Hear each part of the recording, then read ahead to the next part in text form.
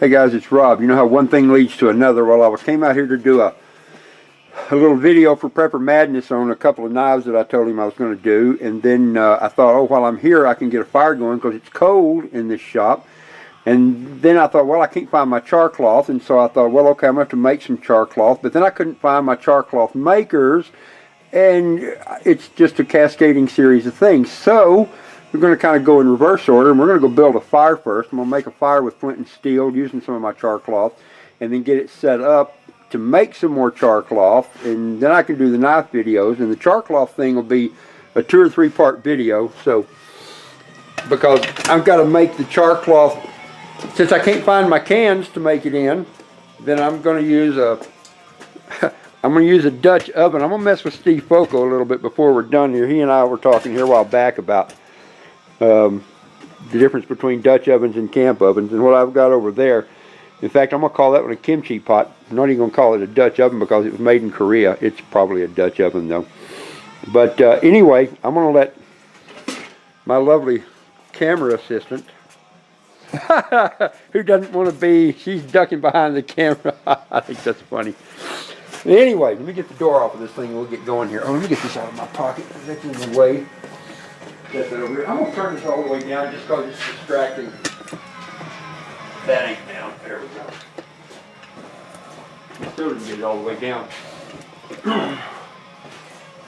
So what I'm going to do is this is my striker light kit here, which I think some of you have seen before. It's got my striker and when I say striker, I mean a piece of steel and some flint in it, pieces of flint. And I'm building the fire so that I can clean this guy out right here to make the char cloth. This is going to be an experiment. I've never made char in something like this, but I don't see any reason, well, I can see some reasons why it wouldn't work, but I think it will work. And so we're going to do that, and that's some of the stuff I'm going to use, which I should probably, since I'm going to be building a fire and all that, get that guy out of the way there. And we'll get set up here. Now I've got all my stuff down here, so I'm just going to dump it out kind of unceremoniously here on the ground. Is there enough light there to see okay? Well, the tripod makes everything difficult. Oh yeah? Had it up too high? Yeah, I've already lowered it some, but I can't see anything on the floor. Alright, so while she's getting that ready, I'll get this stuff. I'm going to set up just a couple of things in here. I'm going to use some scrap wood while I do this. Actually, I can make the most of that guy.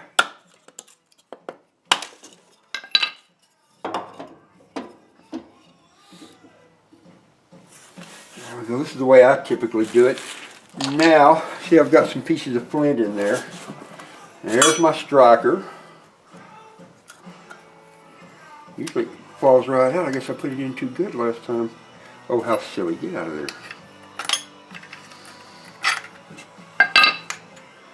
Now what I did was I went out and gathered up some grass. This is kind of the way I learned to do it. And there's different varieties, and someday I'll show you a better way of how I gather up the grass. But I'm going to take that and just kind of soften it up a little bit there.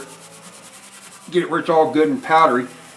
And then I'm going to form kind of a bird's nest out of it. Like that. Then I'm going to take what looks like a pretty healthy sized piece of char cloth and pick what looks like a nice piece of flint. That one's big. That's one I just brought back from when we were deer hunting. I'll see if I can get a spark to hold on that. I have to fuzz my cloth up a little bit there.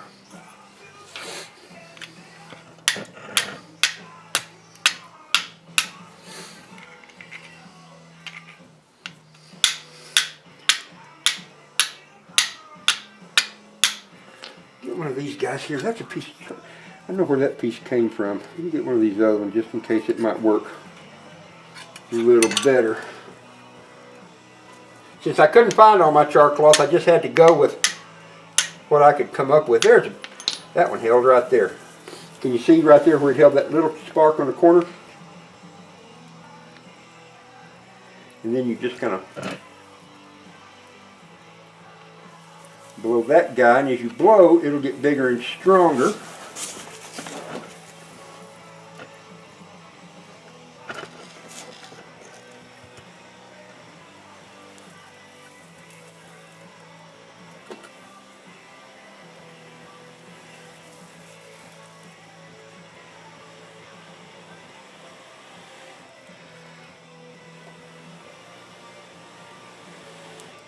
There we go.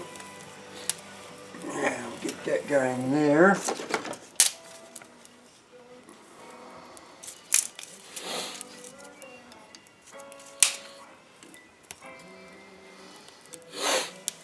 Now, funny thing is that took longer than it should have for me. I haven't done one in a while, and so I should have done it quicker. At one time, we used to have contests doing this kind of stuff, and I actually got a flint and steel fire going just like that in 7 seconds.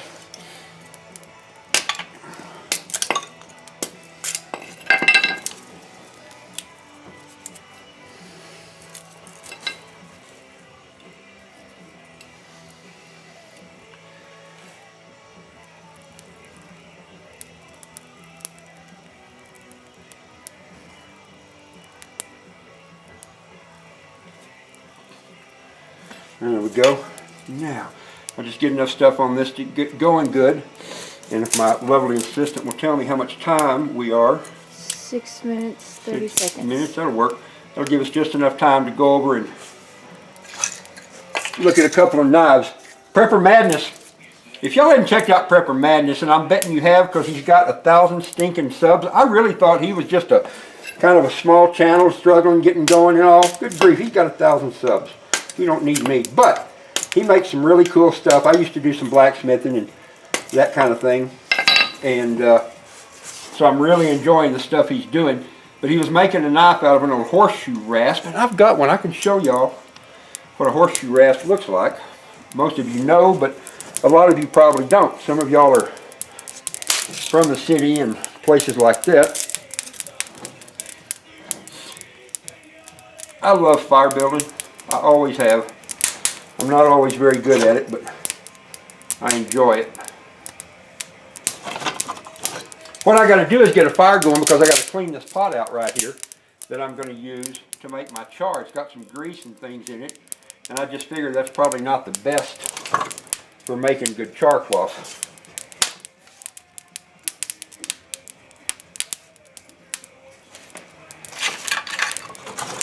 This wood stove, even though it's out here in my shop, is the one that Christy and I heated our house when we lived up in the mountains of Colorado.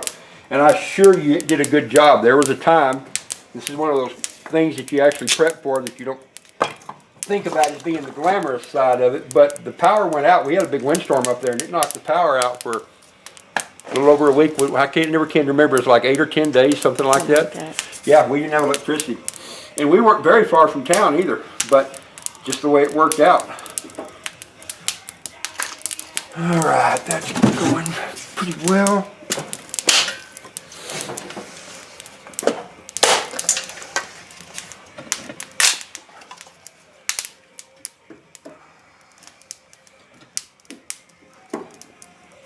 Get up there, you rascal.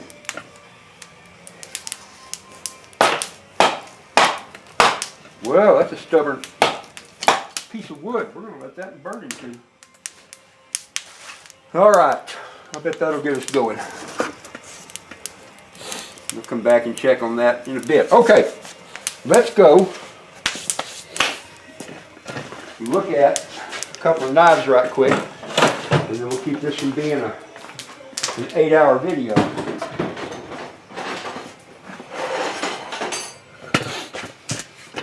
Alright, for those of you that don't know, and I don't have a bandana on, so we'll try not to do any face shots here, so no getting even. Let me stand up, make it harder for you. This is a horseshoe rasp right here. As you can see, the one side is what you think of as a traditional rasp. It's got the really sharp projections and points and all like that that'll take off stock quick. Let me grab a piece of wood. I'll show you what this does.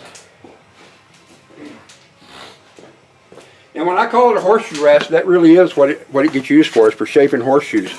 You can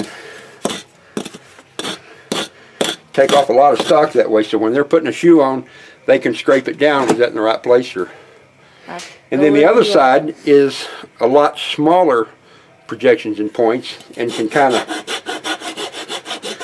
work a piece down a little bit smoother, so that would work for that. You can use these on wood, but that's not what they're originally for. So anyway, that's a horseshoe rasp. Now, a friend of mine, departed friend of mine that I have to be careful not to get sad thinking about, used to make knives. He made really good knives too. These are 3 I've got that he made. The first one's not a horseshoe rasp. It's just a pretty knife that he made a long time ago. Okay. Nice antler handle and a good finish. And then I made that sheath. It's not a great sheath, but it always worked good. And I've carried this knife lots of times and never dropped it or lost it. So it's kind of nice that way. This knife is made from a horseshoe rasp. And Don actually made the sheath for this one. So it's a little bit nicer than, I think he made the sheath for it. Yeah, it's got his stamp on it. So he made this one. But this one is an old horseshoe rasp, or half of a horseshoe rasp. You can see the part of it that he used where it came off there. And they make a really pretty one. Prepper Madness showed one of these, and so I told him I'd show a couple that I had. These make, I think the pattern on these is just beautiful, just the way that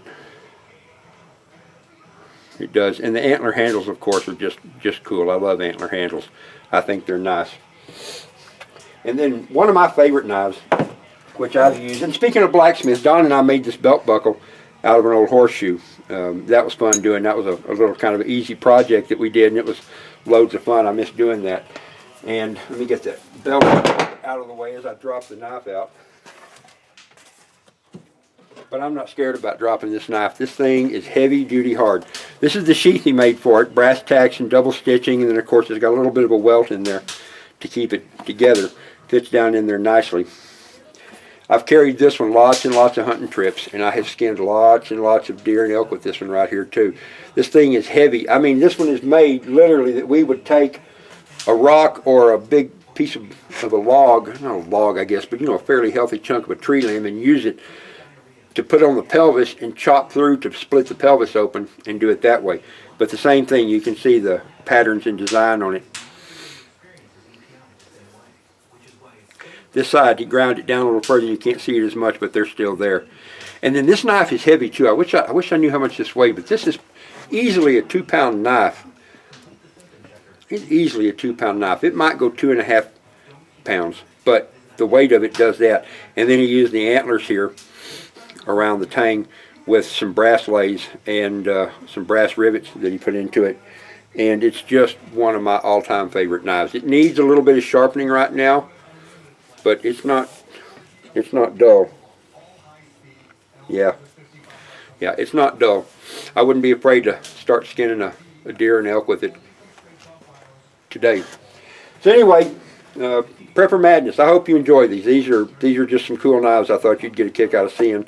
Look forward to you getting back and doing some more videos, and I'll go check on my fire and see how that's doing, and then I'll come back later in a separate video, and I'll do one where I show you how I make the char, and we'll experiment with that pot I'm using, and then come back and do, I had a third part planned, so maybe I won't. Anyway, thanks guys.